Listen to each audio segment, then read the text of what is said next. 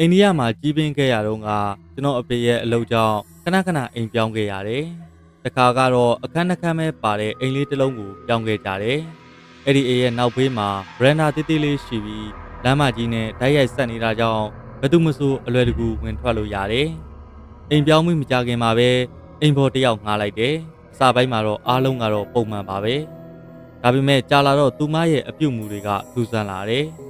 တရက်မှာတော့အမေကအိမ်သားလေးကိုပစ္စည်းတစ်ခုဝင်ယူရင်းအိမ်ပေါ်မှလေးအိမ်သားနားမှာထူးထူးဆန်းဆန်းတစ်ခုခုလုပ်နေတာကိုမိသွားတယ်။အမေကဘာလုပ်နေတာလဲလို့မေးတော့သူမကအလင်းအမြန်ပဲတန့်ရှင်းလုပ်နေတာပါလို့ဖြေပေမဲ့အမေကတော့မယုံဘူး။သူမရဲ့အနေအထားကတစ်ခုခုကိုလျှို့ဝှက်နေတယ်လို့ပဲ။မကြခင်မှာပဲနောက်ဖေးဝရန်တာမှာကြောက်စရာကောင်းတဲ့ပုံရိပ်တစ်ခုကိုတွေ့လိုက်ရတယ်။အဲ့ဒါကတော့အယုတ်မဲမဲလေး၄ရုပ်ပါပဲ။အယုတ်ကြီး2ရုပ်နဲ့အယုတ်အသေးလေး2ရုပ်အဲ့ဒါဟာကျွန်တော်တို့မိသားစုအဖေအမေအမနဲ့ကျွန်တော်တို့ကိုကိုစားပြုနေမှန်းသိတာလာပါတယ်။အမေကဒေါသဒီကြီးနဲ့ရေပုံးတစ်ပုံးယူလာပြီးအဲ့ဒီပုံတွေကိုသိကြောပြစ်လိုက်တယ်။ဒါပေမဲ့အဲ့ဒီနောက်မှာတော့မထင်မှတ်ထားတဲ့ဒဏ်ရာတွေနဲ့မတော်တဆမှုတွေကျွန်တော်တို့စီကိုစက်တိုက်ရောက်လာပါတော့တယ်။အဖေနဲ့အမေနှစ်ယောက်လုံးရေကြောက်ပေါက်ကြတယ်။အမကဒမ်းပေါ်ကပြုတ်ကြပြီးတော့မျက်နှာမှာပြက်ရှဒဏ်ရာကြီးရသွားတယ်။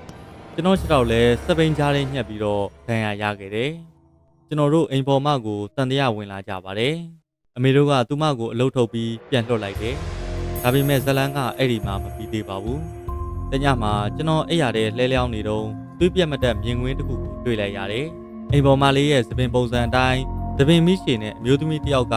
အေကန်နာကလမ်းကြားထဲကနေခေါင်းလေးပြူထွက်ပြီးကျွန်တော်ကိုစိုက်ကြည့်နေတာပါ။ကျွန်တော်လည်းနောက်တောင်လှည့်မကြည့်ပဲ